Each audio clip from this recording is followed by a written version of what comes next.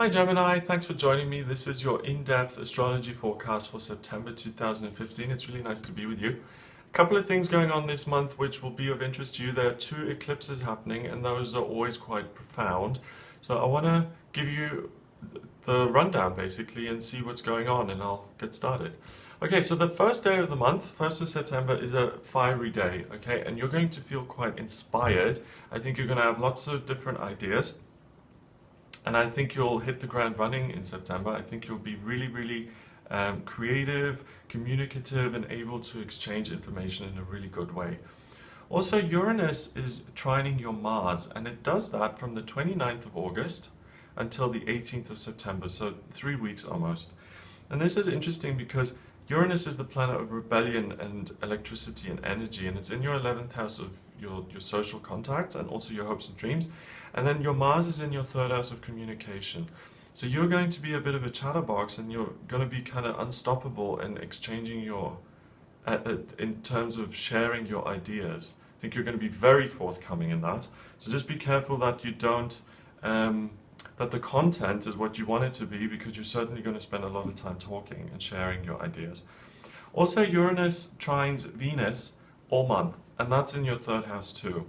So you're not only going to want and desire strongly to communicate and share your ideas, but you're going to love it. You're going to really enjoy it. So make sure you are in a position where you can talk. Be around people, go to work, surround yourself and create situations where you can communicate as much as possible and even take in as much information as possible. You know, if you're researching a book, or if you're working in TV or something, working with communication, or if you have the opportunity to work in communication for a certain time frame, this is the time to do it. You're going to love it. On the 2nd,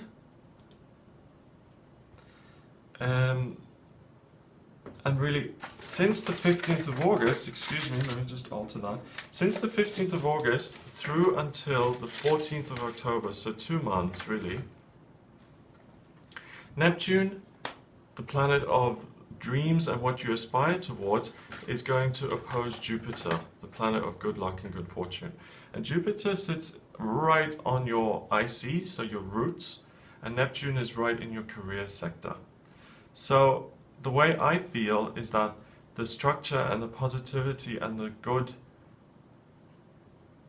energy you have in your family life at the moment, and I'm telling you that I feel that in September I think family is going to be amazing for you. It's going to be very supportive.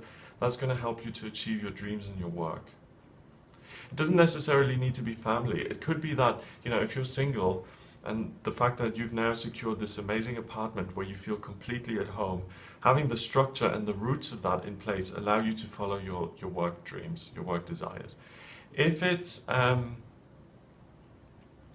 if you feel like you need a partner to give you that emotional support so that you can be confident at work, then you've got that, okay? Whatever it is you feel like you need that structures you, that supports you, is very likely to be there around this beginning of September. So if you feel totally unsupported and you feel like no one's in your life, have a look around and have a think of what good you actually have.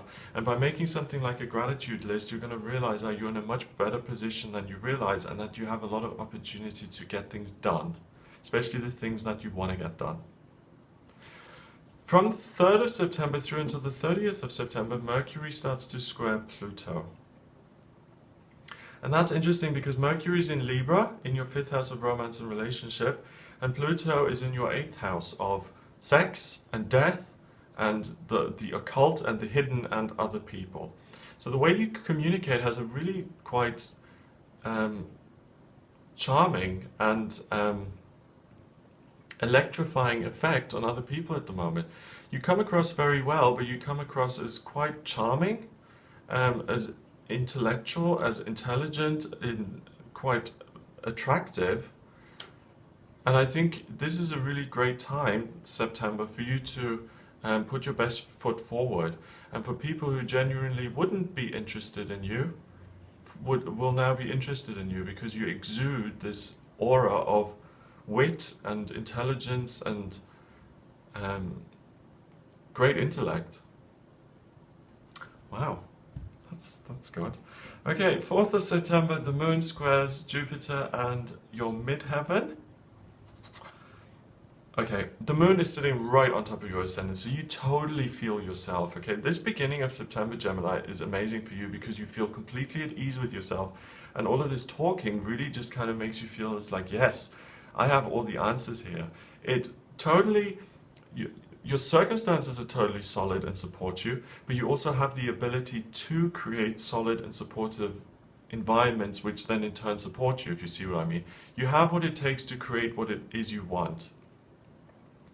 And also in your working life, if you have the opportunity to present or to go for interviews or to go on business trips or to chair meetings or anything like that, it's a great time to do it. The way you're speaking and the way you're communicating is excellent. People will respond to it very, very, very, very well. Did I say very enough? I really want to emphasize that you come across really well. There's a T-square on the 5th, and that's between Neptune and the Sun and Jupiter and your moon, which is in your sign now in Gemini, in your first house. I really think that something you've been dreaming about in terms of your work, something that you've wanted to achieve, happens today.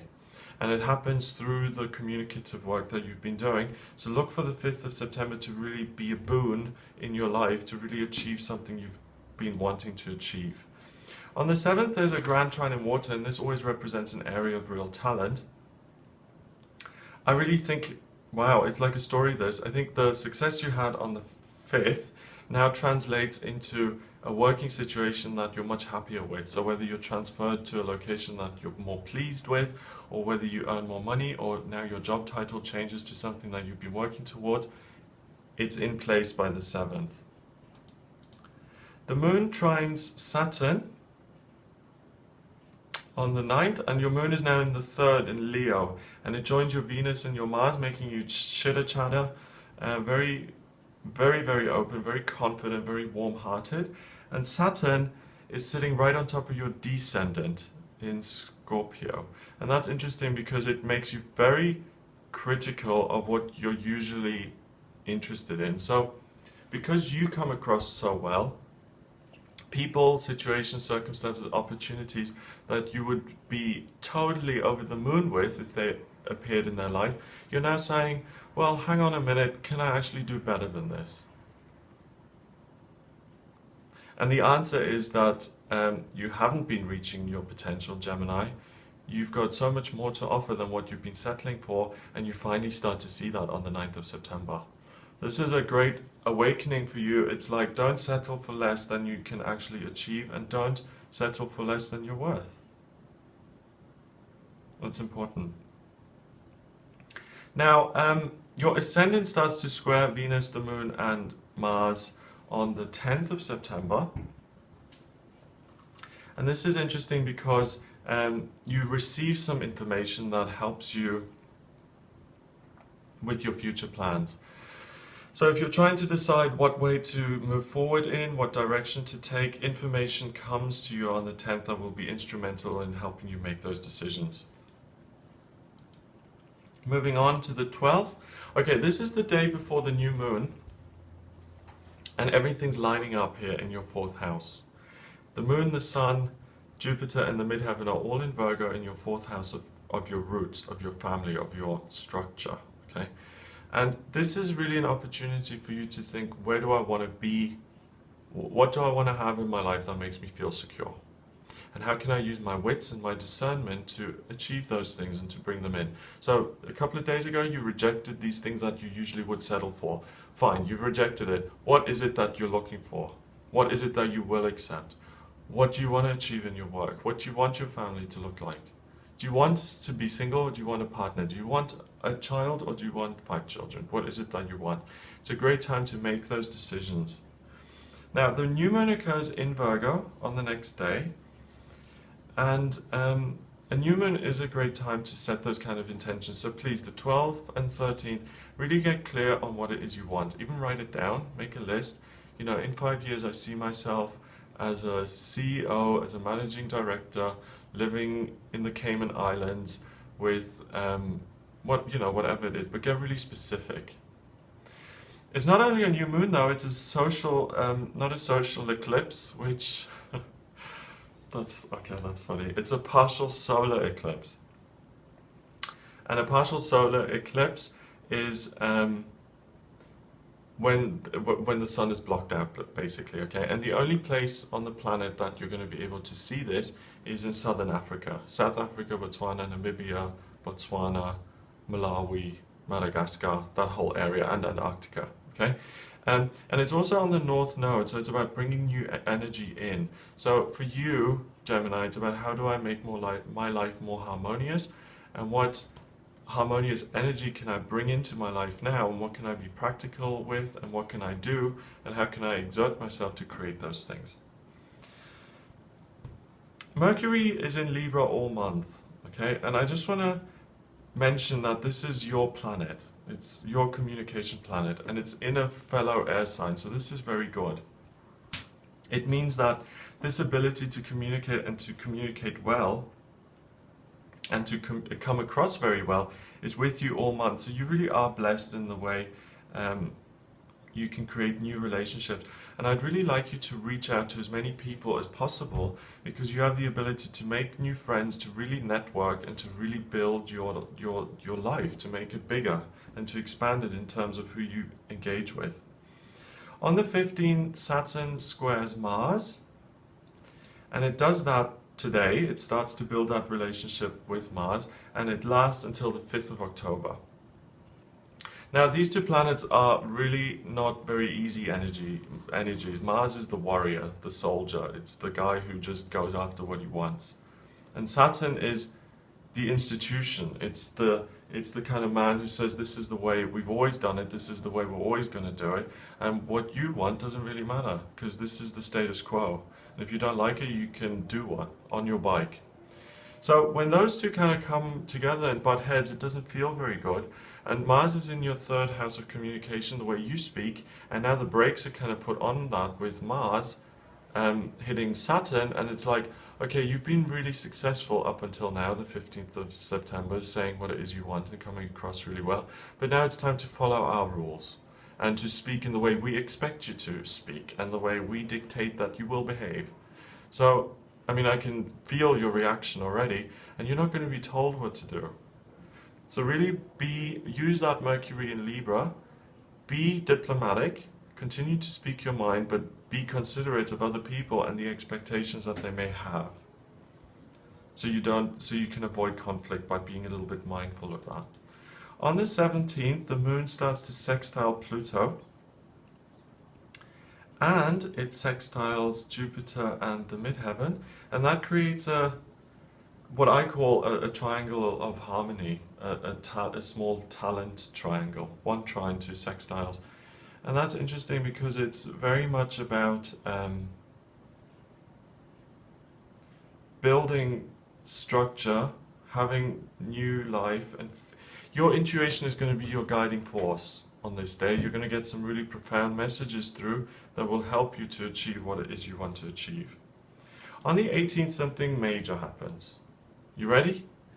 18th sees Saturn going into Sagittarius, and it stays there until December 2017. So 2.5 years. I've made a separate video on this. It's important. Saturn is what you scrutinize, what you put your focus on. Happens in your 7th house, and what you're going to be scrutinizing is other people. You're going to become much more aware of your potential, your skills, and you're going to become much more critical of what you've been putting up with from other people. So if you've been with a partner who you've really worked with to make the relationship good, and you get zilcho back, and you've been accepting that for a while, then I don't think you're going to be putting up with that too much longer. It's helpful, but it's also tough, because it's just like, what do you think you're doing? You start to ask those kind of questions, and people, when confronted, don't always say, oh, absolutely, you're right, I've been making a mistake. A lot of people react and say, don't question me. So again, use the diplomacy of Mercury in Libra to kind of navigate that a little bit gentler. More gently, I think is the word. The moon squares Chiron on the 20th. And this will show you an opportunity to heal a past disappointment in your work. You'll find a way to, Whether that's connecting with someone you did business with in the past and it didn't work out, or you left a bad taste in your mouth, or a job opportunity that you didn't get, or a career that never happened and now that raises its head. There's a blast from the past that comes up and you have the opportunity to heal that. So if there is resentment or things that kind of bother you and stay with you, it's a good time to re-examine those and to let them go once and for all, either by fixing them or by being able to draw a line under them and letting them go. Very freeing, that kind of experience. There's also a grand trine in fire on this day, which really gives you the power and energy to be able to do all of that work. It's between Uranus in your sector of hopes and dreams, the moon in your 7th, and Venus in the 3rd. So again, your communication with other people is paramount, and something that you tried to do in the past that didn't work out, you can, fire can be very cleansing. You can burn that away. You can burn that out of your psyche, out of your consciousness. On the 22nd, there's another T-square. And that T-square is between Uranus, Mercury, and Pluto and the moon in your 8th. And the work you did yesterday or 2 days ago on the 20th, now opens up something else. Okay. Nature doesn't like a vacuum, okay? So if you have resentments, memories in your spiritual body that you carry around with you, you're kind of full. You're walking around with all of this stuff going on in your head and that's it. When you actually release one of those thoughts or those resentments or those things that burden you, is some baggage you're carrying around, you create a vacuum in yourself and you actually make space for something new to come in. And because you did this work on the 20th, on the 22nd, I see a new opportunity with someone else. I see you building a new relationship. And I think it's going to be a significant relationship that comes into your life on the 22nd. Keep an eye out for that. It's going to be it's going to feel quite karmic. I remember when I was at university, I met some people in the dining hall or something, and they said, come to the student pub. And I said, okay, sure, I'll go along. And in the pub, I was introduced to someone, and I've never had anything since or before. And I was introduced to this guy, and I shook his hand, and there was an unshakable knowing that I knew this person really, really, really well, and that he had been a super important person in my life before. And I don't know where that came from, but I could feel it. I couldn't communicate it, and I didn't question it. It was an unshakable certainty. I just knew whether there was a past life that we had together or we knew each other. There was no way around it. And that's the kind of feeling that I get, that this new relationship has that flavor to it. It has that quality to it. This isn't going to be just anybody. This is going to be someone important. On the 24th, the moon quincunxes Jupiter, and this is always kind of karmic. And this happens in your 9th house of travel and expansion and in your 4th house of roots. Okay, I think in terms of your financial, practical life, you're going to be experiencing so much good in September, Gemini, that you'll have the opportunity to now either take a trip or to educate yourself further or to learn something new, but there's going to be an opening on the 24th. To see what opportunities present themselves, that'll be very useful. Mars goes into Virgo on the 25th, and Mars, like I said, is the soldier, your desire.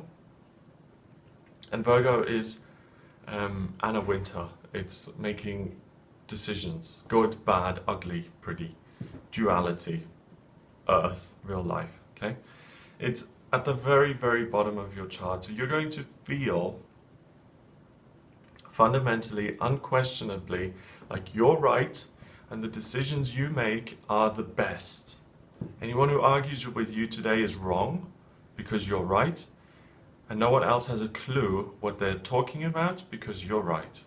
If they agree with you, they're very intelligent. If they disagree, they must be idiots. You're very, very certain of yourself on the 25th. And I hate to say it, but I actually think you're right. So really trust your gut, okay? because Virgo does make good decisions and Mars doesn't, because it's angry and it just wants. But the combination is your desires and the good decision making process really allows you to, again, do something positive in your working life. So rely on yourself on the 25th. You are right on the 25th. No one is, you really are right on the 25th. Okay. On the 28th, there's a full moon in Aries, and this is the harvest moon, you know, the final summer full moon, really, when the harvest comes in. And this is in Aries. And the full moon is a blossoming, and Aries is about taking action. So Gemini, this month really has been about taking practical action. You now blossom and you see the results of your input, your practical action that you've been taking so far, and I think you'll have a positive outcome to that. But it's not only that, it's a total lunar eclipse. Okay, a total lunar eclipse. And eclipses are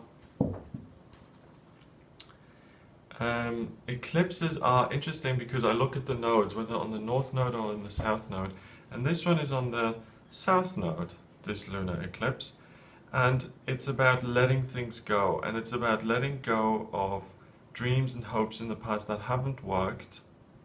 And that's a theme for you anyway, you know, letting go of certain things and by either amending them, fixing them, or just letting them go. This eclipse is going to be helpful in letting go of things that haven't worked out for you, and to give yourself a clean slate and to begin again. The people who are going to be able to see this are people on the east coast of North America. People, the whole of South America can see this. Western Europe, Central Europe, and Western Africa can see this.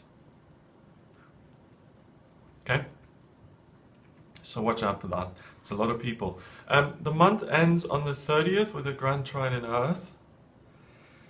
And this, again, is new relationships forming in your life. And relationships that you really do. So I think, Gemini, that's significant for you, that you meet people who do have that really powerful karmic kind of connection, and that they're going to be significant players in your life. So take note of the people you meet this month. I hope you found that useful. If you'd like a private reading with me, please visit my website. It's gregoryscott.com. Subscribe to this channel. It's really important so that the videos actually show up. And I'll speak to you soon. Have a great September.